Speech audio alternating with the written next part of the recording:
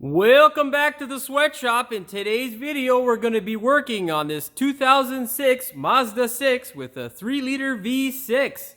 That's a lot of sixes. What we're doing in today's video is we are servicing our rear brakes. Along with the rear brakes, rotors and pads of course, we are doing the rear calipers. This here is not a horrible job to do. It can be a bit of a pain in the ass sometimes depending upon how much rust tight you have to deal with, but overall fairly straightforward, not something that's gonna drive you insane. But do have a look at it before you go ahead and take apart anything and service your brakes. The symptoms that this car is currently suffering from is a bit of a sticking caliper. So off and on, when the brakes are depressed, the driver's side caliper on the rear likes to stick a bit. I'll show you exactly what led to the situation where we're needing to replace the calipers, and this is something that unfortunately is rather common nowadays and something that you should definitely avoid because these things are quite expensive. I got these at a pretty decent deal, but yeah, sometimes these calipers are ridiculously expensive and you definitely don't want to deal with them. The only problems we may run into potentially are our emergency brake cables. I don't know what condition they're in and if they're going to come apart easy. Of course, it's usually not a problem if you're in the south, but of course if you're in the Rust Belt, it can be a royal pain. That being said, go ahead, get yourself some good pads and rotors, definitely coated rotors at the very least. And what I like for pads is Bosch. These guys here are just remanufactured calipers.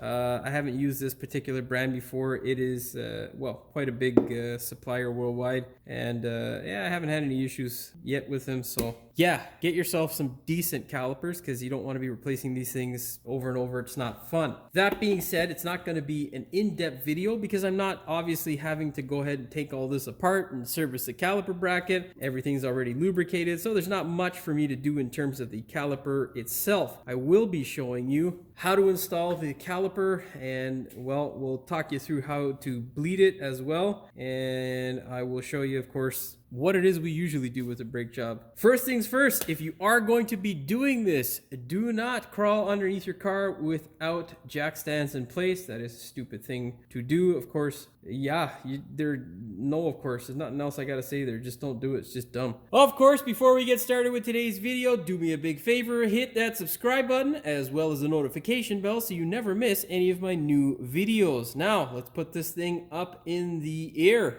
Grab a 21 mil and fire the wheel off. Grab a 14 mil ratchet and go ahead and ratchet off the 2 bolts that are on your guide pins here. Sometimes these guys can get seized, especially if they haven't had any sort of lubrication applied. So you might need a 17 mil or, well, really just a small pair of pliers, provided it hasn't been cross-threaded, to peel these guys off here. It's kind of an awkward shot, but there's all that junk there, so me putting it up, I'm only going to catch the top bolt, which really doesn't show you much of anything. But you'll know for sure when you poke your head in there as to what I'm talking about. Pull that guy out, and then you want to get a flat screwdriver just to wiggle this guy out. I've already had it apart, and you can see, son of a bitch. Well, the other side was what's sticking, and I maybe should have showed you that, but whatever. Nonetheless, I will be showing you on the bench exactly what the issues are. God, get off the car, you son of a... Get off! Now, you might be able to see here what the issues are. There's supposed to be a nice black seal here that is not torn to shit. This one, unfortunately, is ripped up quite severely. Now, there are 2 common issues on these types of setups where the e-brake is in this little cavity here. Most times you got to twist this guy to get it to go back in. On the newer cars now, you have an electronic retraction and whatnot, and this is essentially what screws up. And unfortunately, it's because people don't take little steps that are needed to ensure that you don't end up with this sort of thing. And of course, you don't want to. And I'll show you on the bench. I think that's going to be much easier to see what it is you need to do and how to do it. This caliper would have lasted longer had the previous person not done the brakes, because whoever did them last screwed up this rubber boot on the piston, and that's why we have this issue. The other side, well, the boot's pretty much non-existent. That being said, this doesn't mean that you can't service or rebuild, but at the cost of what it takes in time and labor, and not having all the tools or availability on parts as well. It's just easier to replace the whole caliper. Also, if you look at the caliper, well, it's pretty brown, which indicates there's going to be a shit ton of rust that I got to deal with. So if you're in the south, probably a good thing to rebuild because it tends to be cheaper. But if you're up here in the north or in the Rust Belt, just replace it. You're going to save your time as well as money in the long run, because it tends to be a royal pain in the ass. Now, grab your 14 mil. Mazda or Ford, whoever designed this, was at least smart enough to leave us enough room in this section here where I can fit a wrench in. Of course, I'll still have that hole so I can torque it properly. Do yourself a favor and wiggle this guy on all the way and crack it loose. Now you can see there how much rust dust is coming off, and that's to my point. Just imagine if that was rounded, okay, and I did not have a hole here. What would I do? How would I get this thing out? At least it's a big enough hole for me to fit a socket and an extractor on. So, you know, kudos to Mazda or Ford, whoever designed it. Good job. I mean, Ford or Mazda isn't perfect, because if you watch my Ford, I think it's a Focus. It's a shit box regardless, but it's a Focus that I do the lower control arm on, and the same thing. Guys are like, blah, blah, blah, you know. I will admit in that video I was pretty cranky, but it's still a stupid design. Like, why put the compressor right in front of your goddamn lower control arm and then not put any goddamn flex hoses, if I remember correctly? I can't remember exactly, but I know it was something that irritated the shit out of me. So, yeah, certain manufacturers just have dumb little quirks, you know? Just pointless shit, man. You know? Just stuff that drives you fucking insane. You know? The worst are when some manufacturers do certain things right and then they just screw everything else up. It's like, dude, what? Why? You know? And then they wonder why it is no one wants to fix these fucking things. Like, it's like, come on, man. Anyhow. Bracket off, pull the rotor off. That's always fun. You can hear all the rust and shit that we're gonna have to deal with. Now, let's go over to the table and I will blah blah blah some more. Hopefully you're enjoying it, or at least finding it useful. You'd be surprised how annoying this could be, but there are some manufacturers where it is damn near impossible to get these bolts out. So if you watch the Fiat video, you'll know exactly what I'm talking about. That's a 13 Fiat 500. Anyhow, see how magical that was? Fiat, Nissan, all you fucking stupid manufacturers out there who decide to hide bolts. Very important that you don't. Okay, very quickly, you can obviously see what side caliper was sticking. This is our driver's side. Now, in order to service these guys, if I wasn't replacing them, what I would be doing is telling you to pull these guys off. You'd grind all the rust out of there. Usually I use a file just to get rid of the bulk of the scale and crap that is on the caliper bracket. Once you get it to a place where most of the rust is gone, you're going to take a wire wheel, scrape off all the crap, any rust that you can. Of course, repeat the process as needed if you can't get it all off, because sometimes rust is quite stubborn. Remember, ear, eye, and nose protection, very important to the longevity of, well, you. Anyhow, once you get this done and that's all nice and pretty and there's no more rust, you're going to take your favorite paint. I like Zinc Wellsuit Primer. It's a nice color as well as a good product. Works really well. You give it a nice spurt in this area. Make sure it is nice and contaminant free when you spray it. That way it dries and you don't have any issues that tissues won't solve. With all that out of the way, you're going to let it dry. As you let it dry, you're going to pull these sliders out. Make sure you don't mix them up. You can see there we got the rubber one as well as the solid one. Don't mix them up left to right. It can cause annoying sounds, knocking sounds and all that stuff to come about, and then you'll spend all kinds of time hunting for that. Grind off any rust, clear off all that disgusting grease, add some nice new grease, take off any dirt and crap that you can. If need be, clean up this area here, make sure it is nice and clean to receive the new grease. Luckily, I get to skip all that bullshit today, and I've got to do some other stuff which I'd rather do, but that process generally on my videos are, you know, 10, well, they're usually like 3-4 minutes long overall as I go through step by step. sometimes like upwards of 10, but in real life, it'll take you anywhere from 10 to 20, sometimes even 30 minutes per bracket, depending on how rusted they are. You don't want to go at it like a wild man and damage the bracket. You want to remove any sort of scale and buildup that will hinder the performance of your brakes. That being said, you can see here what a sticking caliper will do. Now, I'm going to go ahead and pull the old calipers off so I can show you exactly what it is you want to avoid. But if you don't service the bracket properly, these guys here are pre-seized. They should be nice and free. This one's decently free, but it also is stuck on the one end, and we got that uneven wear. There's probably about 5 mil here and about 3.5 mil over here, which you don't want. That just causes issues for you later down the line. That being said, if you are going to replace your calipers, do not throw out the boxes, because I don't know what it is, but cores and whatnot, yeah, these rebuilders have a weird fetish with boxes. If you send it back to them in a bag, they will charge you a core charge. I don't know what it is about that, but yeah, most of my retailers have always wanted their boxes back, and it's like, okay, sure, whatever. I don't see how it's worth the price of a core, but hey, yeah, sure. So don't throw out your boxes, and make sure you have a plastic bag to put these the old calipers in, because yeah, they like to leak sometimes. Pain in the ass. Okay, I think that is enough ramblings. Let's go ahead now and pull those calipers off. Okay, now one last thing before I get over to the car to show you how to put on the caliper. What you're going to do is disconnect the caliper bracket from your brand new one. Reason being is because it makes it a lot easier to handle, as well as insert your pads later. Aftermarket, so sizes may be different, but in this case the guide pin is an 18 mil and a 14 mil bolt, which is still nice because I don't have to mess around with getting some other shit. Leave your caliper bracket on the side, and of course don't mix them up left to right. You are not going to be happy if you do, potentially. Now, first thing you want to do when trying to get your caliper separated is you want to be, first off, aware of where this ABS sensor is. Second thing, this thing here can be a royal pain in the ass to get out because, well, the rust belt makes everything nice and fun to get out. Well, you know what? Let's see if we can slip this in here. Yeah, we can. Great. So, if you can, well, usually what I do is I grab a vice grip and I sneak it in over top this and just wiggle it out. Kind of lucky here to get this this guy cooperating, but essentially you're gonna do this.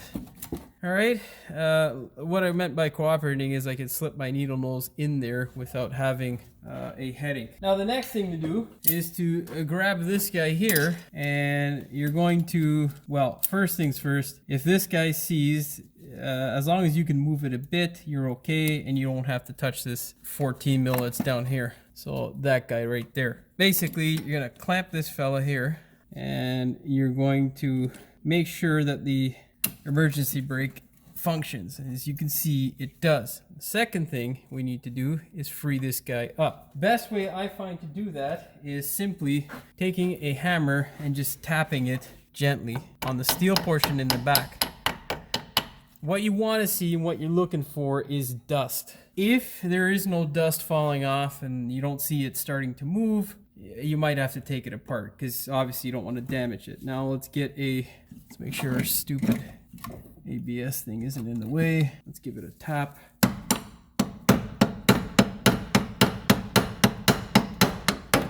Make sure you're not colliding with that shit. Now you can see I've got it loose, so what we need to do is simply move this guy and pull it out of the way. It's going to be a lot easier because you won't have a camera in the way. But anyhow, there's that guy done and out of the way. Just leave her at rest. And now we can take care of this bit here. How dehydrated are you when your fucking love handle starts to cramp? Jesus Christ. I can get some fucking water and salt in me, boy. Alright, anyhow, needle nose vice grip. You're gonna clamp this guy gently. Do not crush it. Just looking to make sure the flow of fluid stops. Obviously now it is a good time to inspect your brake hose. If it's nice and rotted, well, replace it. This one is, but it's still in decent enough condition. If you have the stock size, it is a 12 mil. If it's aftermarket, it can range anywhere from 11 to 13 mil. Working around the camera here is not fun, dude.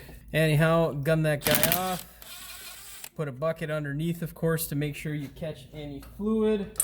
And now, what I find helps a bit is you grab a right angle hook like this. Just kind of sneak it in there and That'll help with kind of moving that guy around. Get your banjo bolt out of the way. And let's try, there we go, getting that guy loose. Wiggle it out of place, and you can now throw this on your table. Try not to spill any fluid like I just did. With that out of the way, our next step is to get rid of any debris. And what I'm talking about is the rust. Make sure you peel off the copper gasket. Do not leave it in there if you are going to replace. If you're not going to replace, make sure you inspect them. Just peel off that layer of rust. It's so much fun. Okay, and then get some brake clean, just blow it into the hole. Make sure there is no ridge. If need be, take a grinder to it. Actually, I think I might actually need to, because this guy here is pretty thing. Let's file that down. Oh yeah. Now, if you've never done this before, be very careful. It's not something for the faint at heart. You don't want to screw it up. You're just taking the file and breaking the edge. You are not hitting in any way, shape, or form the mating surface. You're just getting rid of the shit that's going to cause this guy not to seal, okay? Make sure it's nice and smooth, and then we can now go ahead and grab our caliper. Now, it is extremely important that you, well, I forgot to fucking fire some of that at this guy.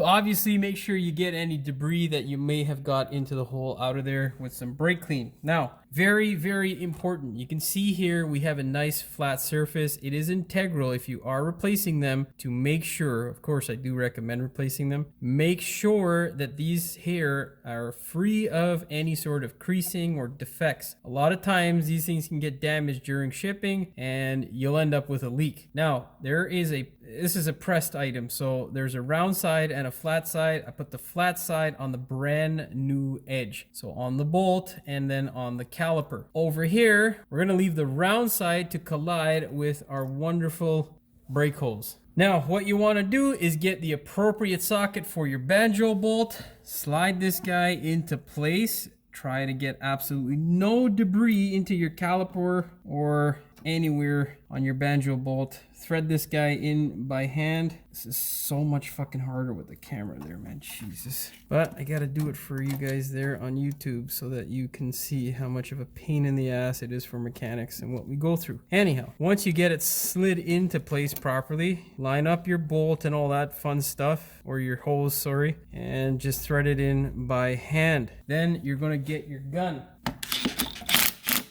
Don't be afraid to hit it just a bit, okay? Once you get it, you can unclamp the hose. I usually do use hose pinches, but they're currently on another car that I'm going to be fixing an engine for, so they're occupied. Anyhow, our next step now is to go ahead and grab the, you know what, I'll do the hose afterwards. We'll torque that when I get it into place. Our next step now is to get our emergency brake back into its new home. You're gonna slide that guy in and then you just pull it back and wiggle that piece in. If it's a little bit tight, you can grind the rust off, but generally I find it's pretty easy to get together. Get your snap clip or your spring clip.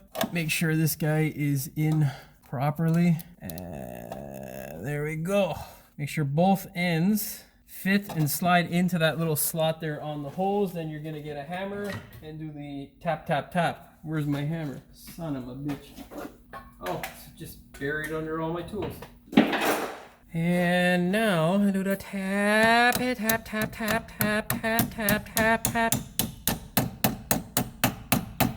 Make sure that's in place nicely and your ABS sensor is not touched. You can see it's not because it was resting on the control arm. Okay, that being said, with all that junk out of the way, let's bend back our heat shield. What I'm gonna do is start putting stuff together on the other side, and then I'll figure out what the easiest way is to access the banjo bolt here. I think when I get the one ear in, I'll be able to access it, and then I'll torque it then. Okay, for now, all you gotta do while doing it is make sure that there's no leaks. Now, you can see here our seal is in wonderful shape, of course, because it is a brand new caliper. But I'll show you on the bench exactly what it is that people do that screw things up.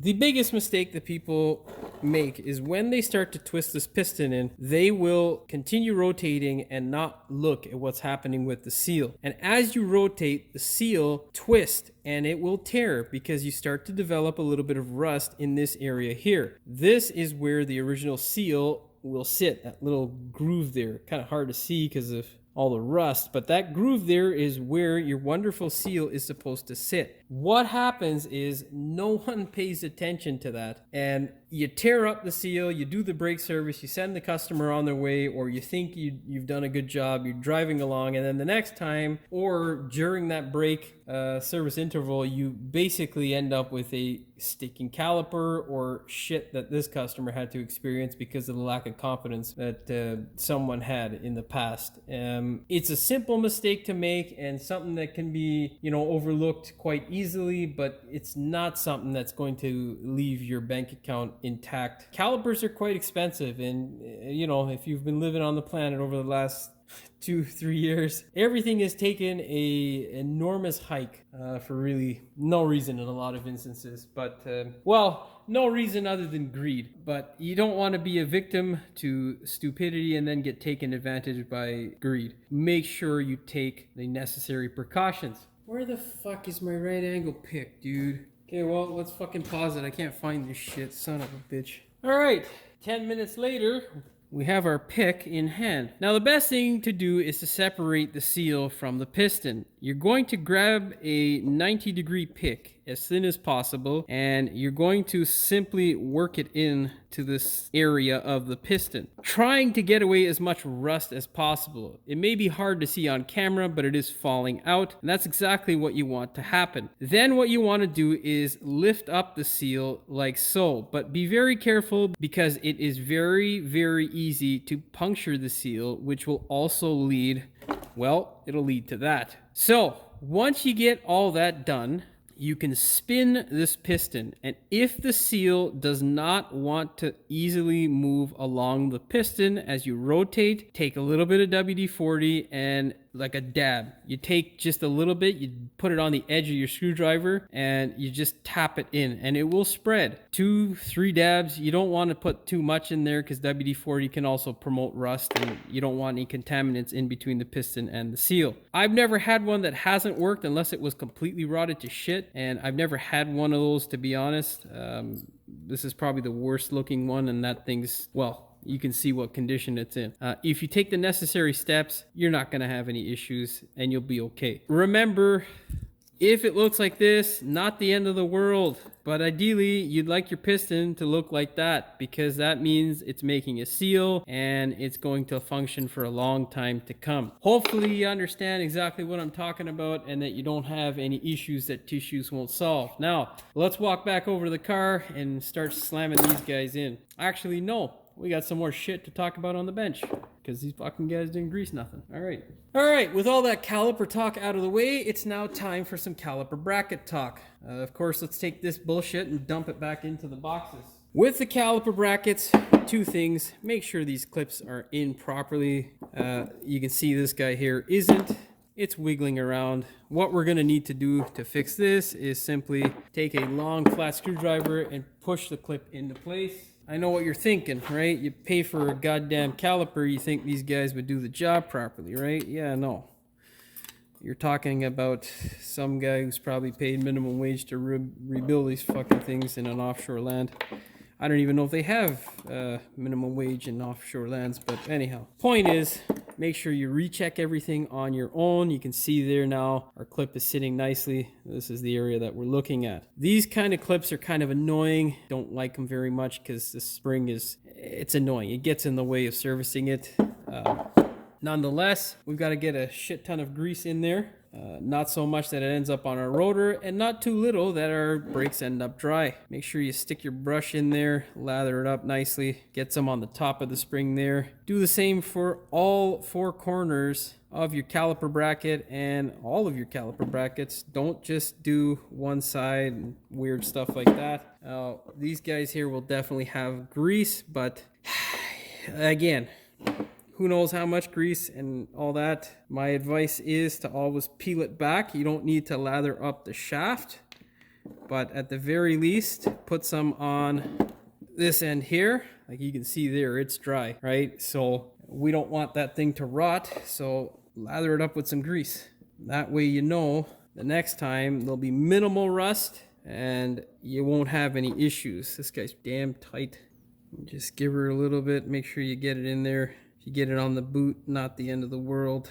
Make sure it's all the way around and then put it back home. And that's it. Don't forget to anti-seize your bolts and make sure everything is nice and lubricated. That way you won't have any issues. All right, spectacular. Okay, now before we go any further with our caliper and stuff like that, I don't want to get all kinds of dust and crap all over it. So what I'm going to do now is, of course, grind down our hub. This usually isn't this bad, provided you actually have done this sort of stuff in the past. You want to make sure your rotor is sitting on a nice flat surface. So, ooh, don't fucking attack your camera with air. Anyhow, that guy there is the tool of choice. And that is what we're gonna do. Ear, eye, and nose protection. Very, very important to your longevity.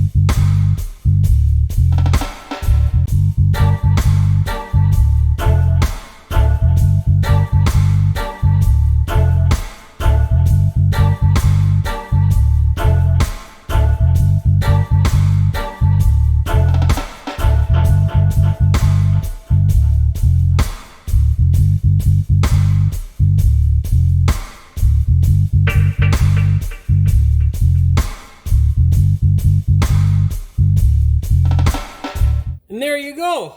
See, not that hard.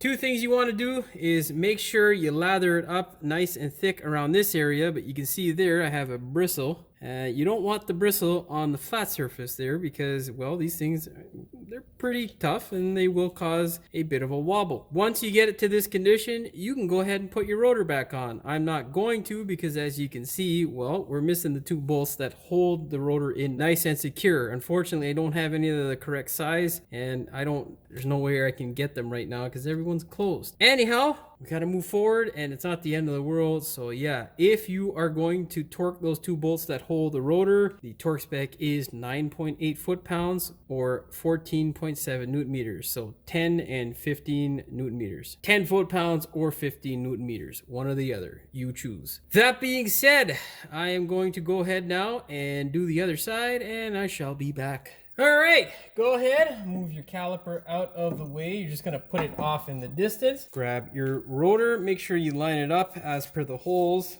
Just because I don't have the bolts doesn't mean you don't wanna get in the right spot. Put that guy into place. Now, it's kind of challenging for me to show you, but essentially, it's now time to put in our caliper bracket. Slide your bolt in, make sure you anti-seize them. Don't not anti-seize them, that's just terrible. Get that guy into place, get the one on the top into place. We're gonna have to move our caliper. It's a little bit awkward for me because I can't really see exactly what I'm doing because the car is all the way up in the air. But hey, this is for YouTube, so hey, we're trying to get the shot. We don't really care about what troubles I have. Once you catch the bottom bolt, take your ratchet wrench and just thread it up. It's just easier, especially in this position. If you're doing it from the top, which you normally would be doing, a deep socket will fit perfectly and you'll have absolutely no issues getting it into the hole to get on that bolt. Thread it up, do not torque it. You want the caliper bracket loose so you can thread up the top bolt. And there we go. Now I'm gonna tighten both of these guys up. Well, we're snug that one up and now I'm gonna readjust my camera and we're going to, oh fuck, of course it's stuck. Give back my fucking ratchet, you rusty pile of shit. There we go. Now I'll do the other one from the top, readjust my camera angle, and then show you exactly how I torque them. I should have just did this shot to begin with. Anyhow, grab your ratchet wrench and thread that guy in.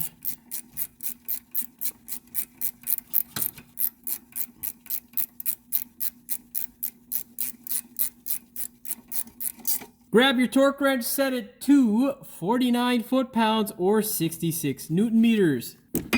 With a deep socket, you can get both of these, no problem, man. Why isn't it, doesn't feel like it's on all the way. Yeah, it's not a fucking stupid thing. That's that.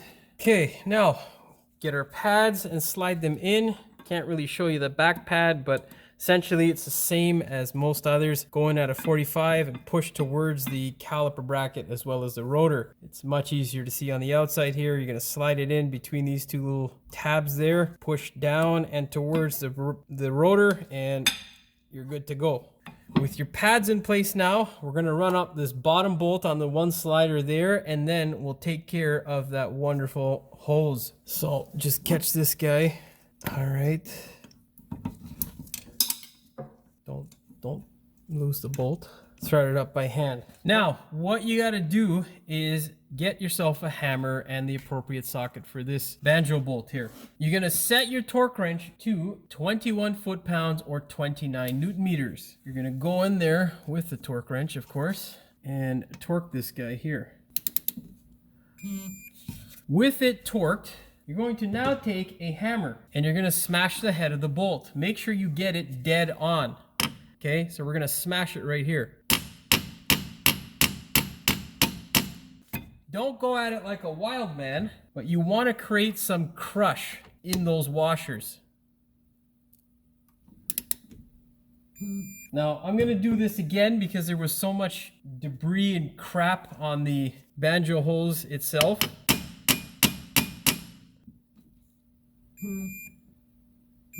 And that there should be a sufficient amount of torque or crush to those new copper gaskets to ensure that we have a seal. Of course, we're going to be double checking when we bleed it, but it is important to do that step. A lot of guys don't, and they'll end up with a leak, and then the mistake that they'll make is they will go ahead and just tighten up the bolt. Tightening up the bolt can solve the problem sometimes, but you also run the risk of stripping this out, especially if it's been rebuilt by a crappy rebuilder. A lot of material can be missing out of that threaded portion of the caliper, and then you end up with a headache instead of a solution. So tapping the bolt, not like a gorilla, but just enough to crush it, is the best method that I find to get these things to seal. All right, now what we need to do, of course, is bolt down our caliper and then get a friend so we can pump this thing. Well, the other bolt is already threaded in, so I'll just show you on this one how it is. You do it really easy. Just thread it up by hand, of course. Now, you're gonna have to get the appropriate...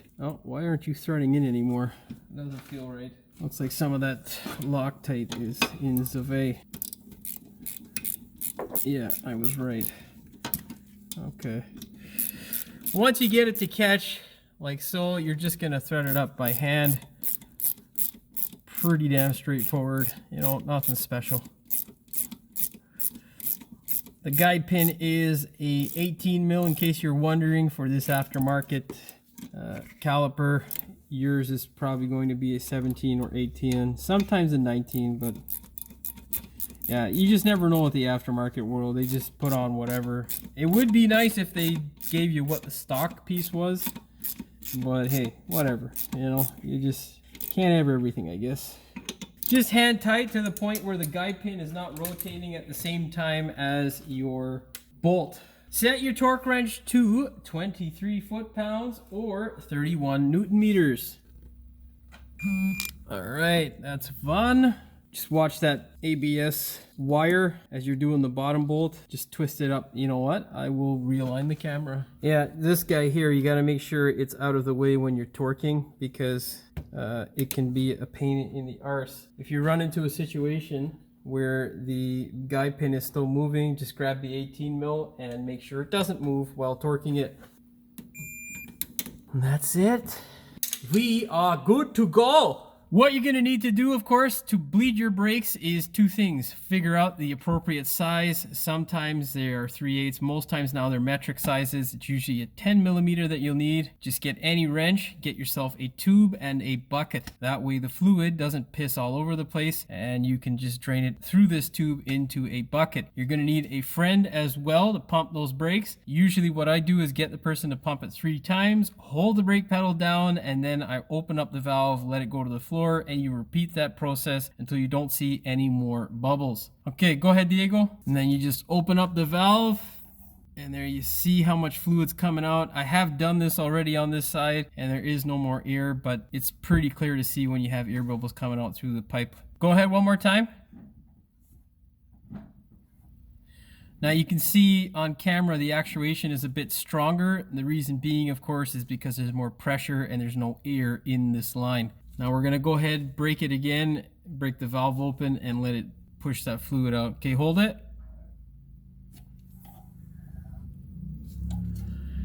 And that should be sufficient. Of course, sometimes this can take quite a while, like 3 or 4 times, maybe even up to 10 times, depending on the car or the valve. Regardless, make sure that pedal gets nice and hard under your foot. If it doesn't and it feels spongy, keep bleeding. And if it still doesn't work out, well, you got an issue somewhere. Look for leaks and issues. Of course, grab your wheel and put it back on the vehicle. Always thread these guys in by hand. And now, get your gun and fire. Now rotate. Don't worry about the noise. That's just your wonderful pads and that zinc coating. Now what we got to do, torque this guy here and then take it for a test drive. Set your torque wrench to 87 foot-pounds or 118 Newton meters. That's a thumbs up for me. That's pretty much all she wrote for this one. All you got to do now is take this thing for a test drive. Of course, before you do, ensure that everything is nice and tight. Don't forget to tighten up your bleed screw on the caliper, as well as check for any leaks on the system, and you are good to go, provided your brake pedal has pressure. With all that out of the way, hopefully you found the video entertaining as well as helpful. If you did, please like, share, and subscribe. Don't forget to hit the notification bell so you never miss one of my new videos. And as always, thanks for watching. We will see you in the next one. Welcome back to the sweatshop. In today's video, we're going to be working on this Mazda 6 2006. The symptoms that this... And I'll show you what contributed to this issue and how it is you can avoid it the next time you service your brakes. Which, well, if you're watching this video, is probably now, but I guess that's our first blooper. Our emergency brake cables. Anyhow, send this guy up. Make sure you grab yourself a 20... Anyhow, before we get started with today's video, do me a big favor. Hit that subscribe button as well as the notification bell so you never miss one of my new videos. And as always, that's not where that fucking part of that sentence goes, Jimmy. That goes at the end of the video. Grab a 21 mil and... Oh, turn the light on, Jimmy. Can't fucking see shit right now. That is much better. Oh, fuck. We'll wipe up the camera after. Fuck. Anyhow, we're gonna leave the browns. Son of a bitch. Fucking missing tools everywhere like a motherfucker. Come on, my fucking data is going, man. Where the fuck is my right angle pick, dude? Okay, well, let's fucking pause it. I can't find this shit, son of a bitch. You're gonna grab... Oh, for fuck's sakes. It'd help if I had it in frame. Because it... Yeah, some guys think our fucking parking lot's a raceway. Anyhow, ear, eye, and mask protection. Of course, that guy is the banjo bolt, which is currently not in fucking sight. That's going to bloopers. Stop moving, fucking camera. There we go. Of course, we've already pumped the brakes, but you want to make sure that you pump them real good. That sounds fucking weird. Recheck those brakes and, oopsies. Recheck the brakes. I don't know what the fuck I just said. Blah, blah, blah. I'm tired. It's fucking 10 o'clock. Cocksucker. That is pretty much all she wrote. Oh, yeah, she wrote. Yeah, she wrote. Hopefully you don't have any issues that tissues won't solve. Of course, if you watch this full video, you won't. Fucking stupid. Okay, we're gonna just do it all over again because I can't remember what the fuck I just said. With all that wonderful with all that blah blah blah out of the way, you know the drill. Fuck, I don't know. Don't forget to hit the notification bell so you never fuck. Insightful. Fuck that. Of course it's insightful, motherfucker. Was that so fucking hard, Jimmy? Took 4 minutes and 30 fucking seconds to get that shit hammered out. God damn it. Because it